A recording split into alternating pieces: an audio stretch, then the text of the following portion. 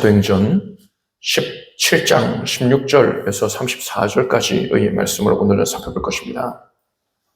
사도 바울의 1차 선교 여행은 터키 지역을 대상으로 했고요. 이제 2차 선교 여행은 터키에서 서편으로 바다를 건너면 유럽이 있습니다. 유럽 지역을 대상으로 하였습니다. 그렇게 유럽의 첫 선교가 시작이 된 거고요. 터키에서 바로 바다 건너 유럽이 어떤 땅이냐? 그리스 지역인데 그리스 지역의 북부를 마게도냐라고 불렀습니다. 마케도니아라는 말로 우리는 좀 익숙하죠. 성경은 마게도냐라고 했습니다. 그 아랫 지역을 아가야 지역이라고 불렀습니다. 바다를 건너서 바울 일행이 마게도냐의 첫 관문인 빌립보에서 복음을 전했습니다. 그래서 자주장사 루디아의 집에서 이제 교회가 시작이 되었죠. 근데 바울과 실라가 체포돼서 모실계매를 맞고 감옥에 갇혔습니다. 그리고 로마 시민권자인 걸 알고는 관원들이 제발 떠나달라고 부탁을 합니다. 그래서 바울 일행이 빌립보 지역을 떠나서 데살로니가 지역으로 갑니다. 데살로니가는 마게도니아의 가장 큰 성읍이었어요. 데살로니가에서 복음을 전해서 또 많은 이들이 믿게 됩니다. 그래서 유대인들이 시기하였습니다. 그래서 불량배들을 동원을 해서 바울 일행 비롯해서 성도들을, 예수 믿게 된 성도들을 크게 박해했어요. 그래서 바울 일행이 도피를 하여서 베레아 지역에 이르렀는데 베레아에서 또 예수 믿는 자들 생겨났지요. 또 교회가 생겨납니다. 그래서 유대인들이, 데살로니가 유대인들이 또 따라와가지고 베레아에서 크게 행패를 부립니다. 그래서 바울이 또 피신을 합니다. 피신을 해서 아덴에 당도합니다. 아덴은 그리스의 절반 이하 남부 지역이라고 보시면 됩니다. 아가야 지역인데 그곳에 가장 큰 도시는 고린도가 있고요. 이제 우리가 이후에는 고린도를 또 자세히 살펴볼 것인데 우선 아덴에 도착을 합니다. 아덴은 여러분이 아테네로 우리에게 익숙하죠. 그리스 문화, 그러니까 헬라 문화의 중심지입니다. 철학과 문화, 예술의 중심지다.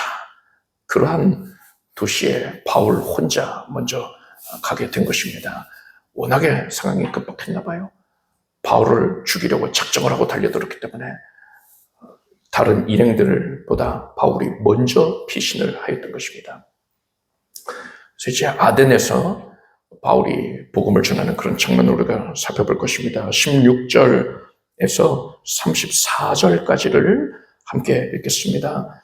바울이 아덴에서 저희를 기다리다가 운송에 우상이 가득한 것을 보고 마음에 분하여 회당에서는 유대인과 경건한 사람들과 또 저자에서는 날마다 만나는 사람들과 빌로다니 어떤 에비구레오와 스도이고 철학자들도 바울과 tranh論할세 혹은 이르되 이 말장이가 무슨 말을 하고자 하느뇨 하고 혹은 이르되 이방신들을 전하는 사람인가 보다 하니 이는 바울이 예수와 또 모모의 부활 전함을 인하미로라.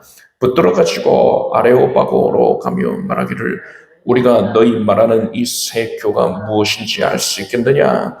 네가 무슨 이상한 것을 우리 귀에 들려주니 그 무슨 뜻인지 알고자 하노라 하니 모든 아덴 사람과 거기서 나그네 된 외국인들이 가장 새로 된 것을 말하고 듣는 이외에 달리는 시간을 쓰지 않음이더라. 바울이 아레오바고 가운데 서서 말하되 아덴 사람들아 너희를 보니 범사에 종교성이 많도다. 내가 두루 다니며 너희의 위하는 것들을 보다가 알지 못하는 신에게라고 새긴 단도 보았으니 그런즉 너희가 알지 못하고 위하는 그것을 내가 너희에게 알게 하리라. 우주와 그 가운데 있는 만유를 지으신 신께서는 천지의 주제시니 손으로 지은 전에 계시지 아니하시고 또 무엇이 부족한 것처럼 사람의 손으로 섬김을 받으시는 것이 아니니 이는 만민에게 생명과 호흡과 만물을 친히 주시는 자이심이라.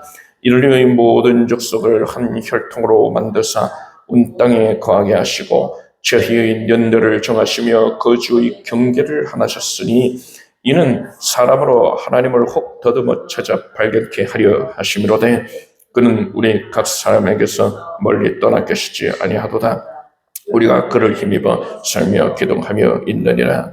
너희 신 중에도 어떤 사람들이 말과 같이 우리가 그의 소생이라 하니 이와 같이 신의 소생이 되었은즉 신을 금이나 은이나 돌에다 사람의 기술과 고안으로 새긴 것들과 같이 여길 것이 아니니라. 알지 못하던 시대에는 하나님이 허물지 아니하셨거니와 이제는 어디든지 사람을 다 명하사 회개하라 하셨으니 이는 정하신 사람으로 하여금 천하를 공의로 심판할 날을 작정하시고 이에 저를 죽은 자 가운데서 다시 살리신 것으로 모든 사람에게 믿을 만한 증거를 주셨음이니라 하니라. 저희가 죽은 자의 부활을 듣고 혹은 기롱도 하고 혹은 이 일에 대하여 네 말을 다시 듣겠다 하니 이에 바울이 저희 가운데서 떠나매 몇 사람이 그를 친하여 믿으니 그 중 아레오바고 관원 디오누시오와 다말이라 하는 여자와 또 다른 사람들도 있었더라. 바울이 도착한 이 아덴이라는 도시는 우상 숭배가 극에 달해 있는 곳이었습니다. 당시 복음이 제대로 들어가지 아니한 곳은 다 우상 숭배가 심했지만 아덴은 그 중에 최고였다 할 수 있습니다. 아덴이라는 이름도 그리스 신화에 나오는 아테나 여신의 이름에서 따온 겁니다. 학자들은 이 당시에 아덴에는 300여 개의 공식적인 우상이 있었다고 말하고 있어요. 그리고 약 3만여 개의 우상 신상이 있었대요. 우상을 위한 신상이 세워져 있었다고 합니다. 신상만 3만여 개니까 어딜 가든지 다 신상이 즐비한 거예요. 게다가 자기들이 혹시라도 빠뜨린 신이 있을까봐, 그럼 그 신이 노할까봐 알지 못하는 신에게라는 이름으로 또 제단도 만들고 갖춰놨단 말입니다. 16절을 보면 바울이 아덴에 이토록 우상이 가득한 것을 보고 크게 분노했습니다. 다른 지역에서는 이런 모습 보이지 않았잖아요. 아덴에 그렇게 우상 숭배를 위한 것들이 가득했던 거예요. 우상의 형상, 그리스 로마 신화에 나오는 그런 내용들이 있지 않습니까? 그런 것들이 예술이라는 이름 하에 여기저기 가득했던 겁니다. 바울이 분노한 것은 결코 사람의 혈기가 아니었습니다. 바울 안에 거하시는 성령님께서 분노하셨던 거예요. 사람들이 신의 형상이다라고 만들어놓고 그것을 숭배하는, 그것을 하나님께서 크게 가증해 보시고 미워하신단 말입니다. 우리 성도들은 타 종교에서, 그러니까 가령 이 그리스 사람들이 지금 이렇게 그리스 신들을 섬기는 성상 같은 거를 만들어 놓은 이런 거 잘못됐다는 거 이미 잘 알고 있어요. 그럼 불교에서 돌로 부처상을 만들어 놓는다든가 금속을 녹여가지고서는 그런 것들 만들어 놓은 거, 그거 잘못된 거라는 걸 알고 있습니다. 자세하게 알려주지 않는다 하더라도 교회학교의 어린 아이들이라 하더라도 저건 나쁜 거예요. 대부분 이렇게 말한단 말이죠. 그런데 우리가 제대로 분별을 하지 않고 있는 부분들도 있습니다. 뭡니까? 기독교 신앙의 테두리 안에 있다 하면서 우리에게 참으로 친숙한 것들인데, 그런데 그런 내용들 중에 어떤 것이 하나님의 위치를 대신하고 있다면, 그래서 그것이 하나님 대신 숭배를 받고 있다면요, 그것이 곧 우상이고요. 오늘 신의 형상을 만들어 놓은 그런 것, 가증한 것들, 우리에게 아무리 익숙한 것이라 하더라도 하나님의 영광을 대신해서 받고 있는 것이라면 그게 바로 오늘 본문에 나오는 그렇게 가증한 물건이란 말입니다. 하나님께서 미워하시는 것이란 말입니다. 유다 나라의 히스기야 왕은 종교개혁을 실시했습니다. 우상숭배에 온 백성들이 빠져 있었기 때문에 그들의 신앙을 돌이키기 위해서, 그들 제대로 된 길로 돌이키게 하기 위해서 대대적인 신앙개혁을 실시했는데, 히스기야가 한 일 중에 손꼽히게 잘한 일이 무엇이냐? 모세가 옛적에 광야 시절에 만들었던 놋뱀, 그것을 부숴버린 것입니다.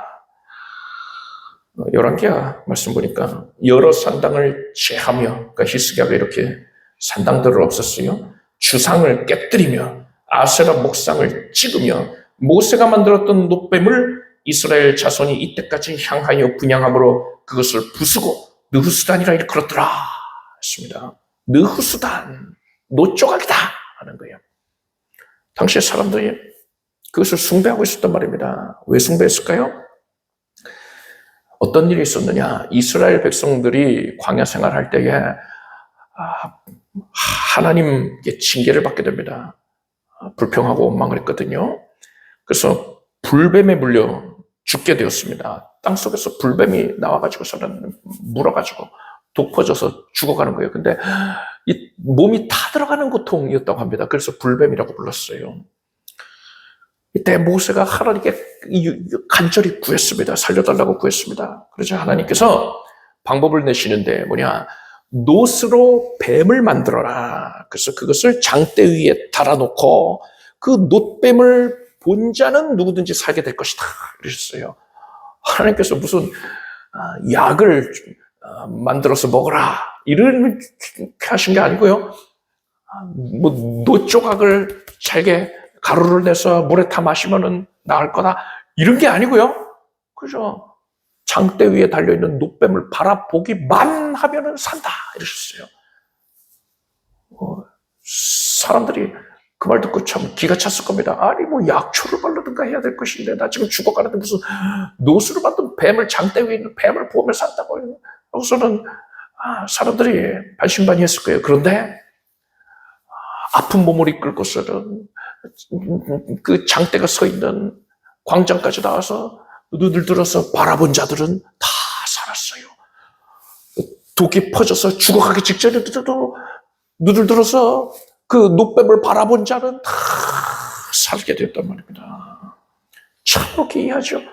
영적인 예표하는 바가 있는 거예요. 이 장대는 바로 십자가를 의미하는 것이고, 놋뱀, 이 놋으로 만들었잖아요. 놋은 성경에서 저주, 심판을 의미하는 금속입니다. 그래서 저주와 심판을 받은 대상, 그를 십자가에 달린 그를 바라보기만 하면, 그가 내 대신 저주받았다는 것을 믿기만 하면 그는 구원받는다. 예수 그리스도를 예표한 것입니다. 십자가에 달리신 예수 그리스도를 믿기만 하면은 예수가 대신 저주받으신 것이 적용이 되어서 나는 죄사함을 받는다. 그래서 불치병 아닙니까? 우리 영혼의 중병이 들어서 우리 멸망당해야 되잖아요. 그 병을 씻음 받는다는 거예요. 거듭나게 된다는 것입니다. 하나님께서 이러한 영적인 교훈을 주시기 위해서, 그러니까 메시아에 대한 사전학습, 예습을 시켜주신 것이죠. 그것을 위해서 장대에 놋뱀을 달게 한 것인데, 시간이 지나면서 백성들이 그러한 영적인 의미를 헤아리기보다는 놋뱀 자체를 숭배하기 시작했어요. 놋뱀이 영험해서 우리를 살려준 거야. 이거요. 하나님이 주신 교훈, 영적인 그런 의미들, 그거에 가지고 놋뱀 자체를 숭배하기 시작한 겁니다. 놋뱀을 신격화했어요. 그래서 히스기야가 이 놋뱀이 백성들의 신앙에 악영향을 끼치고 있다라고 판단을 한 겁니다. 그래서 놋뱀을 깨뜨려 버렸어요. 놋뱀은 유다 나라의 공식적인 성물이잖아요. 그런데 그것을 보란듯이 백성들 앞에서 깨뜨려 버리면서 이건 느후수단이야, 놋조각이야. 놋조각에 불과한데 이걸 왜 숭배한단 말이냐? 오직 하나님만 경배해야지. 왜 이 놋조각을 숭배하느냐? 이것이 왜 하나님을 대신해서 숭배받아야 하느냐? 이렇게 꾸짖은 것이요. 하나님께서 이것을 참으로 기쁘게 여기신 것입니다. 우리는 하나님을 섬긴다고 하면서 실상은 이 세상의 것들, 또한 피조물, 그런 걸 섬기는 우를 보면서는 안 되는 것입니다. 우리 개신교, 그러니까 개혁신교이지요. 개신교의 십자가를 보면 예수상이 달려있지 않습니다. 고난당하는 예수, 가시면류관 쓴 예수가 십자가에 달려있지 않아요. 반면에 가톨릭의 십자가에는 예수상이 달려있습니다. 물론 개신교라서 예수님이 안 달려있는 걸 쓰고 가톨릭이라서 달려있는 걸 쓰는 건 아닙니다. 그런 구분은 하지 않아요. 그런데 대체적으로 개신교회들에서 사용하는 십자가에는 예수상이 달려있지 않습니다. 그렇다면 개신교에서는 왜 예수상을 다는 것을 선호하지를 않는 것입니까? 그거 달았다고 해서 정죄받을 부분은 아닌데 거의 대부분의 교회들이 달지 않는단 말이에요. 왜 안다는 겁니까? 하나님께서는요, 출애굽기 20장 말씀에 너를 위하여 새긴 우상을 만들지 말고 또 위로 하늘에 있는 것이나 아래로 땅에 있는 것이나 땅 아래 물속에 있는 것의 아무 형상이든지 만들지 말며 그것들에게 절하지 말며 그것들을 섬기지 말라 하셨습니다. 이 말씀은요, 무엇이든 어떠한 성상이나 그림, 성화 이런 거 그리지 말아라. 성상을 만들거나 성화를 그리지 말아라. 이 뜻이 아니에요. 우상 숭배를 위한 성상을 만들거나 우상 숭배를 위한 그림을 그리지 말아라 이 뜻입니다. 이렇게 숭배의 목적이 아니라 성도들을 교육하기 위한 목적이라면 그런 교구 차원에서는 그림을 그리거나 어떤 모형을 만들거나 하는 게 문제될 건 없는 겁니다. 그래서 여러분 기독교 성화들 있잖아요. 그런 것들 얼마든지 교육용으로 그리고 있는 것입니다. 따라서 만약에 십자가에 달린 예수상이 성도들이 그 예수상을 바라보면서 예수님께서 나를 위해서 저렇게 십자가에서 못 박혀 피 흘려 죽임당하셨구나. 이것을 상기하고 또 대속의 은혜를 깊게 헤아리게 하고 그래서 예수님께 더 가까이 나아가게 한다면 그런 교육적인 효과만 있다면 그러면 십자가에다가 예수상을 달아놓는 게 잘하는 것일 겁니다. 그런데 문제가 뭐예요? 그게 아니란 말이죠. 사람은 기본적으로 우상을 숭배하려는 습성이 있습니다. 그래서 보니까 십자가에 예수상을 달아놓으면요, 사람들이 그 예수상을 보면서 대속의 은혜를 떠올리고 더 예수님을 사랑하는 데 나가는 그런 것이 아니라 예수상 자체를 주목하고 그 성상 자체를 신격한단 말이에요. 그것을 예수님이라고 여기는 거예요. 그게 아니잖아요. 그거는 그저 석고로 만든 것이든가 플라스틱으로 만든 것이든가 금속으로 만든 것이라 그건 불가해요. 피조물이란 말입니다. 그것을 통해서 예수님을 떠올리면서 예수께 나아가는 교육 효과가 있으면은 예수상을 달아놔도 좋겠으나 사람들은 그 예수상 자체를 신으로 여기고 섬기곤 한단 말입니다. 사람의 본성이 그래요. 우상 숭배를 어떻게든 하려고 합니다. 예수상을 섬기면은 예수 섬기는 거 아니냐? 그게 문제될 거 있나? 이렇게 생각하는데 그게 아니란 말이에요. 이스라엘 백성들이 광야에서 금송아지를 만들었습니다. 그리고서 뭐라고 했습니까? 우리를 애굽에서 구원해낸 여호와다! 이랬어요. 금송아지 만들어 놓고 여호와다! 여호와를 섬기는 거니까 무슨 모양을 만들어 놨든 상관없는 건 아니냐? 할 수 있잖아요? 그게 아니래요. 하나님께서는요, 너희가 우상을 숭배했다 정죄를 하시고는 그들을 레위인을 동원을 하셔가지고 그들을 다 죽이셨습니다. 마찬가지예요, 여러분. 사람이 아무리 예수상을요 잘 만들어놨다 하더라도요, 뭐 유명한 최고의 조각가가 뭐 수십 년의 세월을 거쳐서 공들여서 만들어놨다 하더라도 그거는 피조물에 불과하단 말입니다. 그것이 예수님인 게 아니란 말이에요. 따라서 그러한 조각품 이런 것들을 숭배하는 것은 우상을 숭배하는 겁니다. 마찬가지예요. 성화를 보면서 거기에 예수님을 그려놓은 그림을 보면서 이 그림이 바로 예수다 이렇게 생각하면 우상이 되는 거예요. 가톨릭에서는요, 예수상을 만들어 놓고 또 마리아상은 특별히 아기 예수를 안고 있지요. 마리아가 더 우월한 그런 모습을 취하고 있습니다. 바울상도 만들어 놓고 모세상도 만들어 놓고 가브리엘 천사상도 만들어 놓고 여러 가지 성상들을 만들어 놓습니다. 뭐 교육의 효과다 뭐 이런 식으로 포장을 하겠지요. 그런데 가톨릭 신자들이 어떤 모습을 보입니까? 그 앞에서 기도를 해요. 그 성상을 대상으로 기도를 하고 있어요.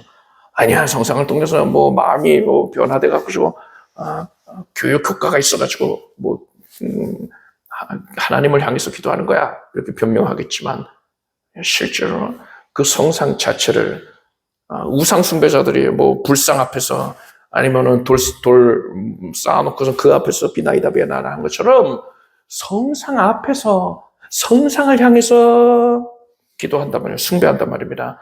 느흐수단을 숭배하는 모습이랑 같은 거예요. 그래서 절대 다수의 계신 교회들에서는 이런 문제점을 인식을 하고서 성도들이 느흐수단을 숭배하는 걸 막기 위해서 십자가에서 예수상을 떼어낸 것입니다. 성도들에게 해롭다 한 거예요. 그래서 이러한 배경이 있는 것이고요. 오늘날에는 만약에 십자가에 예수상이 달려있다 하면은요, 이거는 대부분의 경우에 이제 WCC 쪽과 관계가 크다 할 수 있어요.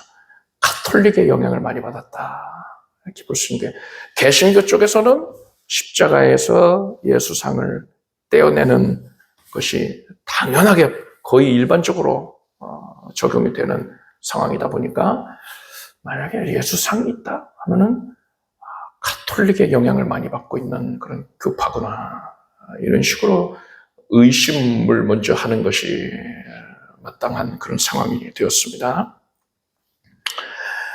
자, 그런데 이렇게 예수상을 떼어내는 것에서 또 한 걸음 더 나아가는 개신교회들도 있어요. 뭐라고 주장하느냐? 십자가 자체도 느흐수단이 될 수 있다 이러는 거예요.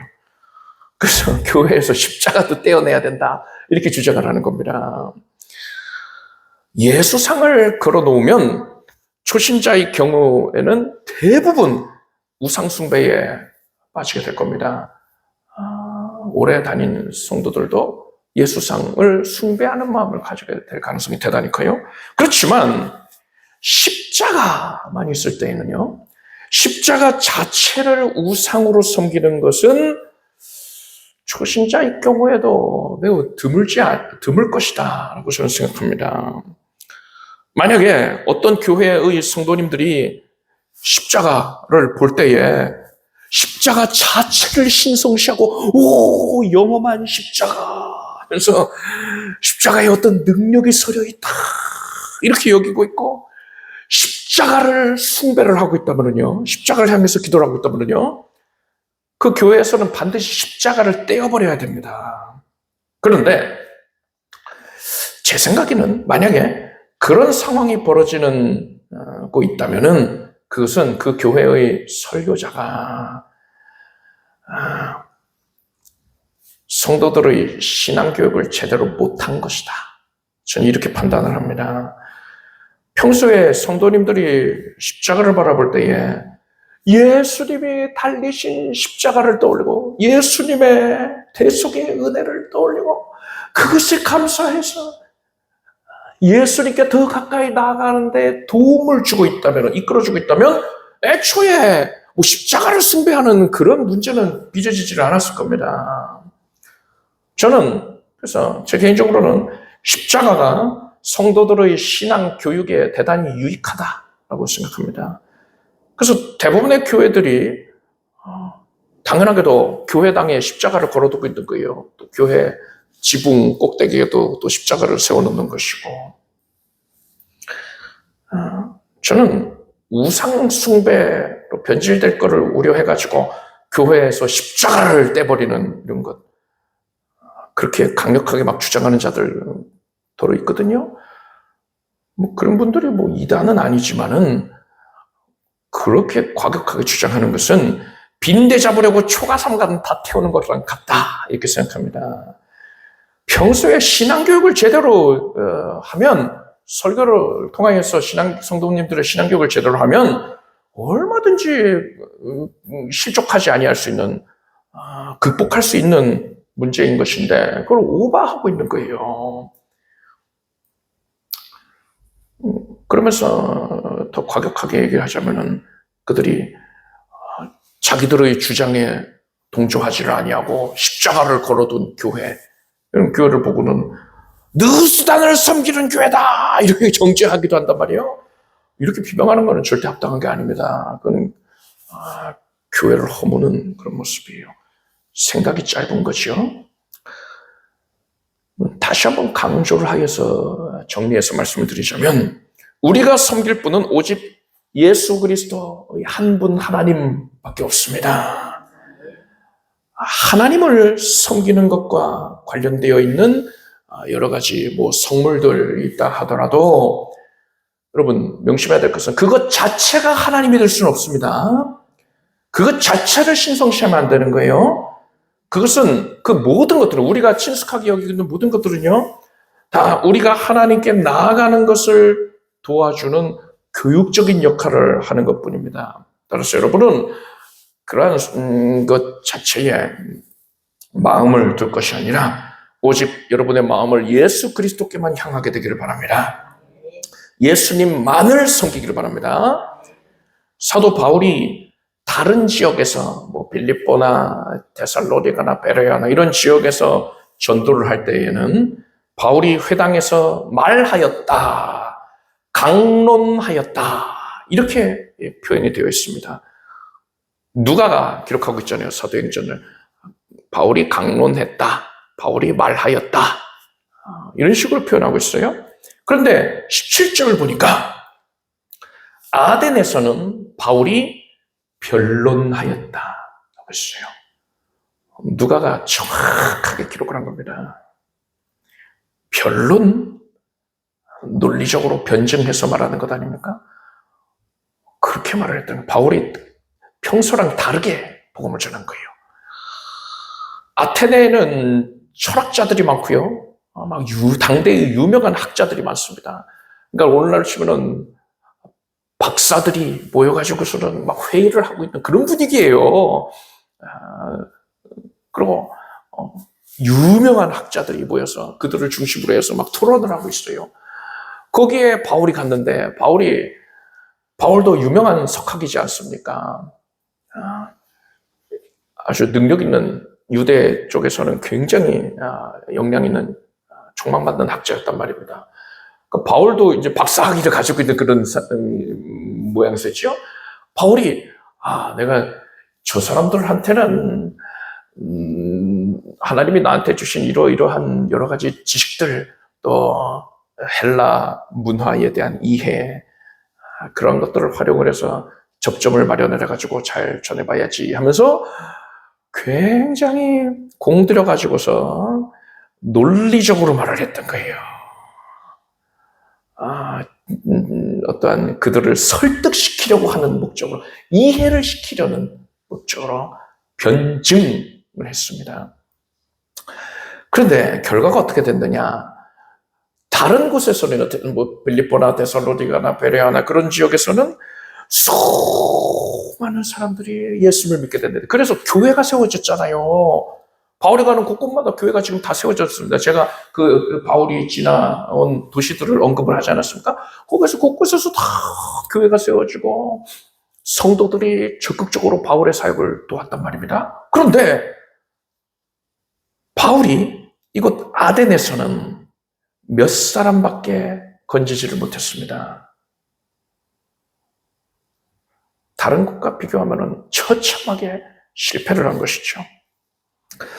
바울이 이렇게 쓰디쓴 실패를 경험을 하고 나서 아덴을 떠나서 이제 우리가 다음 주에 살펴볼 18장을 보면은 고린도를 방문합니다. 아가야 지역의 최대 도시인 고린도를 방문합니다. 그곳에서는 바울은 아덴에서와는 전혀 다른 방법으로 전도를 합니다.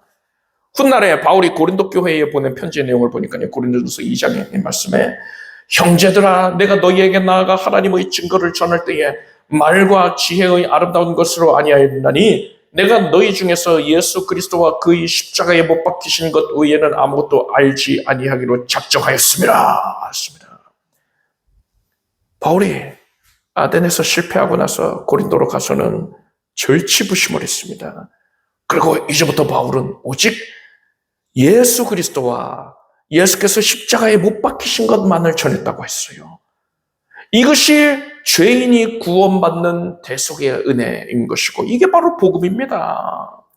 그래서 바울은요, 이런 고백에 이어서 보니까 내 말과 내 전도함이 지혜의 권하는 말로 하지 아니하고, 지혜의 권하는 말 아덴에서는 했잖아요. 그걸 아니하고 다만 성령의 나타남과 능력으로 하여 너희 믿음이 사람의 지혜에 있지 아니하고 다만 하나님의 능력이 있게 하려 하노라 했습니다.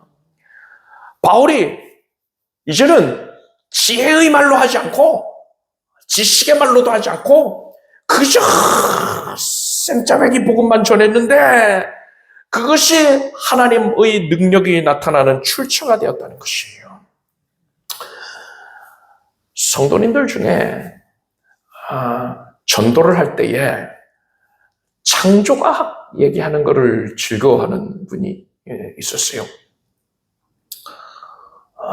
세상 사람들도 관심을 가질 내용 아니냐 하면서 세상의 과학을 가지고서 이제 성경을 풀어서 변증을 하는 거죠.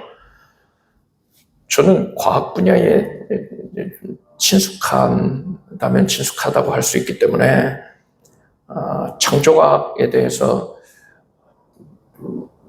다른 일반적인 분들보다는 아주 조금 내용을 더 많이 알고 있습니다. 그런데 제가 창조과학에 그렇게 관심을 많이 가지고 있었던 것은 그것 자체가 진리이기 때문이 아니었어요. 왜 제가 그것에 관심을 가졌냐면 성도님들이 궁금해하시니까 제가 합당한 답변을 드려야 하지 않겠습니까? 성경적인 답변을 드려야 되니까. 그래서 또 마침 제가 관심 있어 하는 분야이기 때문에 그래서 깊이 있게 내용을 헤아리고 있었던 것이지요. 창조학에서 하는 주장은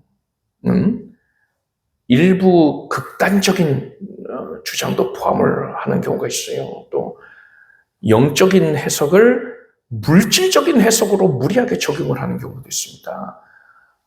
근데 그런 부분들만 그렇게 제가 마음에 안 들어 하는 그런 부분들만 제외한다면 창조과학에서 하는 말은 뭐 대부분이 다 맞는 말이다라고 할 수가 있습니다. 이런 지식들을 알게 되면 참 재밌어요. 학교 교과서에서는 진화론을 가르치지 않습니까? 그런데 그것이 얼마나 비과학적인 내용인지 말도 안 되는 내용인지를 알게 되면 신앙에 있어서도 긍정적인 영향이 있다라고 할 수 있습니다. 그런데 여러분 정말 중요한 건 뭡니까? 저는 창조과학 때문에 불신자가 진리를 영접하게 되고 구원을 얻게 되는 그런 경우는 보지를 못했어요. 뭐 다른 분들은 경험했을 수 있죠. 근데 저는 못했어요. 제가 그렇게 그 과학 쪽에 그래서 연구하는 분들과 대화를 할 기회가 꽤 긴 기간이 있었어요. 그래서 그들이 저한테 이제 뭐 공격을 한다든가 하면서 그런 얘기들이 자연스럽게 흘러가곤 하는데, 창조학 얘기하면은요, 그것을 반대하는 자들은요, 절대로 이기질 못해요. 제대로 창조과학을 알고 있는 사람과 논쟁을 하면 창조과학이 100이면 100 다 이깁니다. 논쟁에서 반드시 이길 수밖에 없어요. 왜냐하면 워낙에 비과학적인 얘기들을 하고 있기 때문에 상대방들이 자기들이 알고 있는 과학적인 내용이 다 실상은 과학의 기본 원리에도 위배가 되는 그런 부분들이었기 때문에 100이면 100 다 이겨요. 그런데 그렇다고 해서 이 사람들이 설득이 되고, 이 사람들이 이제 나 이 교만을 버리고 진리를 믿겠습니다 이러는 줄 아십니까? 사람이 안 바뀝니다. 논쟁 끝나면은요, 그래요, 잘 들었어요 가요. 속마음이 뭡니까? 그래, 너 잘났다 이거예요.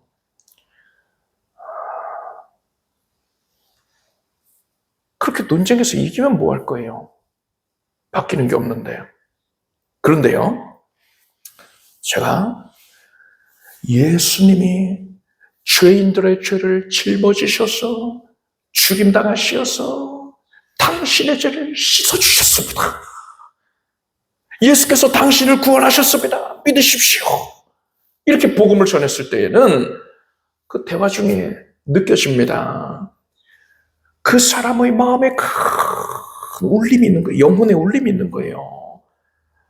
자기는 지금까지 대단히 과학적으로, 논리적으로 사고를 하고 살았었는데, 지금 내 앞에 있는 사람이 뭐 과학과는 상관없는 얼토당토 없는 말을 하고 있는데, 그런 말을 들려주었는데 그 말이 자기 심정에 와서 꽂혀버린 거예요. 그러니까 기분이 이상한 겁니다. 말도 안 되는 소리인데 계속 듣고 싶은 거예요. 그 말에 따르고 싶은 겁니다. 그런 경우를 많이 봤어요. 여러분, 전도를 할 때에 바울이 했던 실수를 우리가 또 반복할 이유는 없습니다. 사람의 지혜를 의지해서 사람의 지식, 사람의 지혜, 이것을 전하려고 하지 마십시오.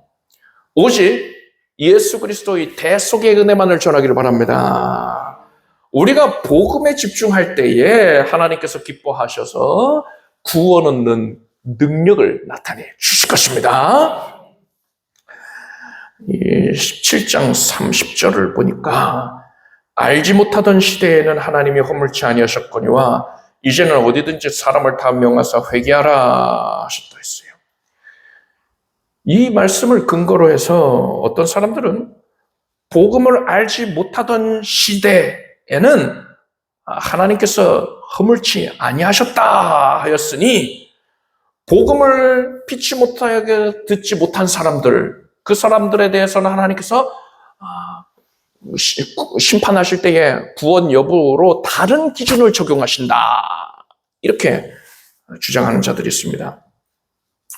그래서 극단적으로 뭐라고 얘기하냐, 세종대왕은 아주 위대한 성군 아니었냐, 훌륭한 분 아니냐, 위인이다, 위인 중에 위인이다.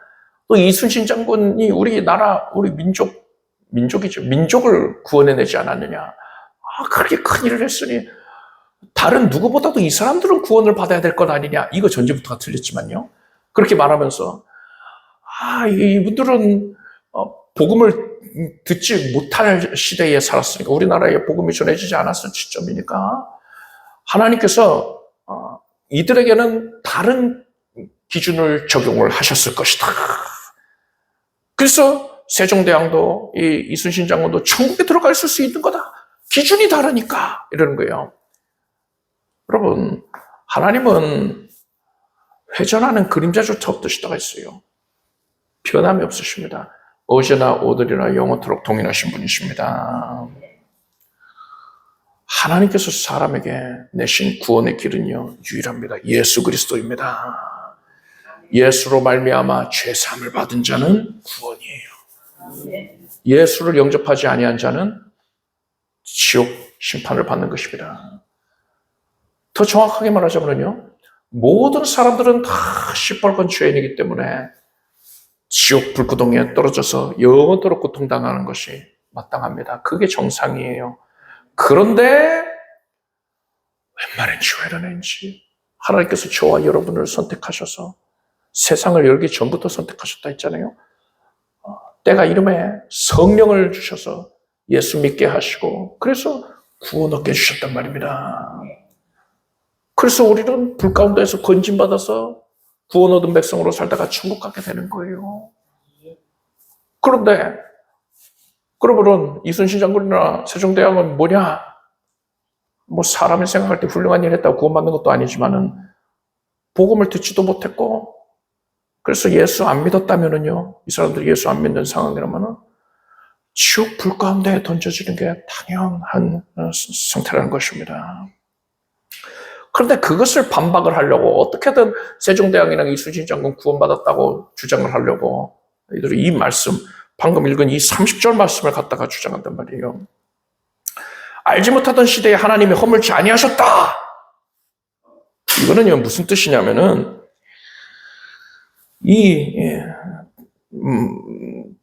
당시에 이 말씀이 기록된 시대가 언제입니까? 로마 시대잖아요. 로마 시대. 로마 시대는 사람들이 유럽과 중동 지역 이 정도까지가 뭐 세상의 전부라고 생각을 했습니다. 더 넘어서 이제 인도까지 이르는 그 지역이죠. 그게 세상의 전부다라고 여겼어요. 바울도 마찬가지였습니다. 그래서 서쪽 끝 스페인 지역, 서바나, 뭐 다시스 지역 이렇게도 얘기를 하죠. 이쪽을 땅 끝이라고 바울은 불렀단 말입니다. 서바나를.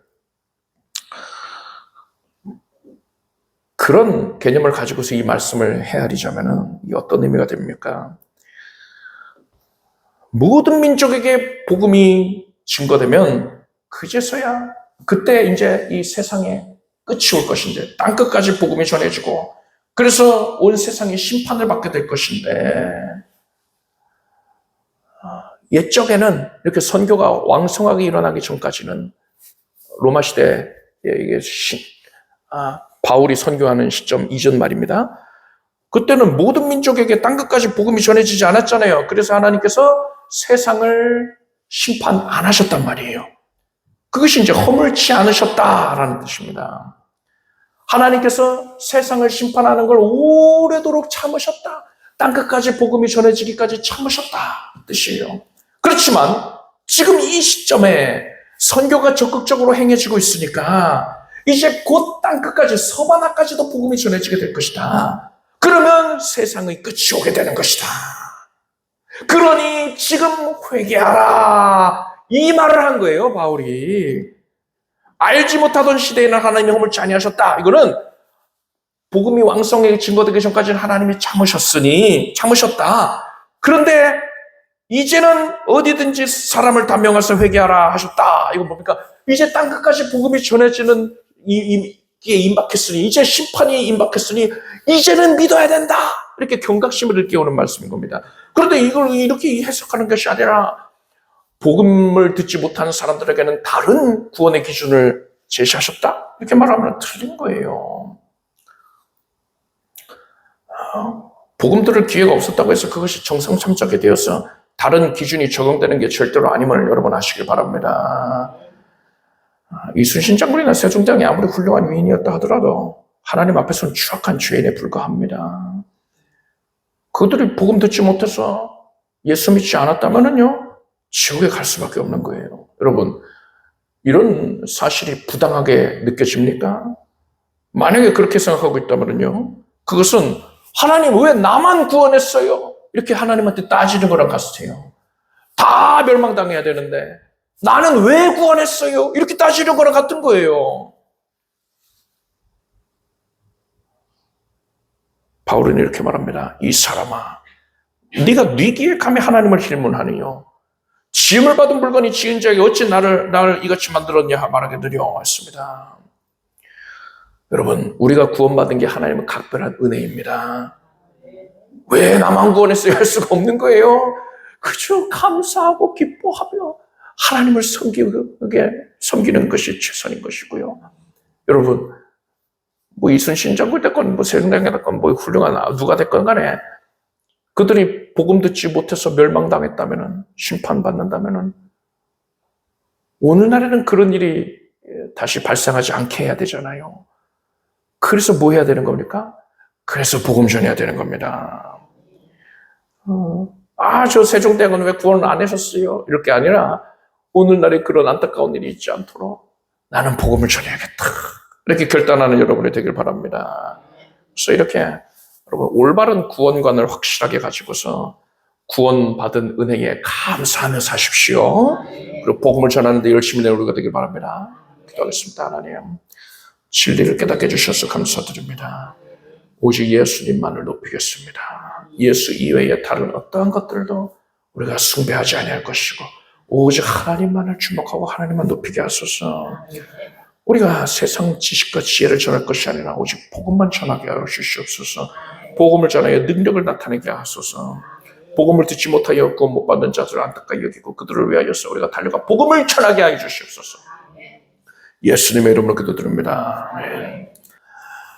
모두 자리에서 일어나십시오. 가슴에 손을 얹고 아픈 곳에 손을 얹고 기도하겠습니다. 하나님, 하나님의 진리의 말씀으로 우리를 깨워주시고 오직 예수 그리스도의 지혜를 받아서 예수의 말씀 따라 살아가게 하시는 것을 감사드립니다. 우리의 영혼을 지극히 복되게 하셨으니 하나님께 감사드립니다. 이제 영혼이 잘된 같이 범사가 잘되고 강케 해주시옵소서. 이 땅에서 예수 그리스도께서 살아계신 것과 예수께서 권능의 손길로 나를 구원해내신 그 소식을, 그 기쁜 소식을 우리가 열렬히 증거하며 살 수 있도록 간증할 제목들을 넘치게 해주시옵소서. 하나님께서 심령 깊은 곳에 손대시어서 지금 사랑하는 주의 자녀들, 우리 온 가족들을 상처 입은 마음, 어둠에 사로잡힌 마음도 하나님께서 다 치유하여 주시옵소서. 하나님은 빛이시라. 빛이, 그 권능의 빛이, 진리의 빛이 가득히 우리 심령을, 속사람을 밝혀서 어둠을 물리쳤습니다. 모든 상처 입은 마음을 싸매어 주시고 위로하여 주시옵소서. 사람이 다 위로할 수 없지만 하나님께서 위로하여 주셔서 온전케 되겠습니다. 올바른 자상을 갖게 하여 주시옵고 정죄감에서 벗어나게 하여 주시옵고 불평과 원망이 사라지게 해주시옵고 기쁨과 감사가 충만하게 해주시옵소서. 하나님을 향한 사랑이, 주의 자녀들을 향한 사랑이 가득하게 넘치게 해주시옵소서. 사랑은 허다한 죄를, 허다한 허물을 다 덮는다 하셨으니 사랑으로 말미암아서 변화되게 하소서. 연약한 육신을 주 성령께서 두루 덮으시고 치유해 주신 것을 감사드립니다. 생명으로 충만케 해주셔서 감사드립니다. 만성적인 질환들이 다 치유받을지어다. 암세포도 녹아 없어질지어다. 일체의 재발이 되지 아니할지어다. 물혹이 사라지게 하소서. 종양이 사라지게 하소서. 예수 이름으로 모든 염증이 사라질지어다. 온전하여질지어다. 성도를 교육해 하시옵고 기관지 비염을 치료해 주시옵소서. 예수 이름으로 두통이 사라질지어다. 예수 이름으로 턱관절이 고침받게 해주시옵고 지통이 사라지게 해주시옵고 하나님의 은혜로 지금 모든 관절이 모든 디스크 연약의 증상들이 다 치유받게 해주시옵소서. 눌린 신경이 자유함으로 될지어다. 하나님께서 예수 그리스도의 생명으로 주의 자녀들을 감싸 안아 주셔서 복중의 심령을 하나님이 보호하여 주시고 건강하게 성장하고 순산케 하여 주셨고 하나님의 은혜의 때를 따라서 모든 것들이 이루어지고 섭리되는 복을 누리게 해주시옵소서. 물질 어려움 겪지 않게 해주시고 바르고 쏘라는 것이 예수 이름으로 즉시 다 이루어지게 해주시옵소서. 예수님의 이름으로 기도드립니다. 믿은 대로 될지어다. 하나님께 박수를 올리겠습니다. 자리에 앉으십시오. 준비하신 예물을 정성된 마음으로 드리겠습니다. 드리신 예물을 기도하겠습니다. 하나님, 구원해 주시는 데 감사드립니다. 오늘날 진리의 말씀으로 우리를 깨워주시고 생명의 길로 인도하시는 것을 감사드립니다. 수요 예배에 기쁨과 감사함으로 참여하여 하나님께 영광 올리고 하나님의 말씀 받고 말씀 따라 나아가 계신 것을 감사합니다. 기쁜 마음으로 정성된 마음으로 예물을 올렸사오니 하나님께서 거두어 주시옵소서. 예수님의 이름으로 기도드립니다. 우리 주 예수 그리스도의 은혜와 하나님 아버지의 사랑과 성령님의 교통하심이 수요예배에 함께한 살아가는 성도들 위해 영원토록 함께 없으기를 축원합니다.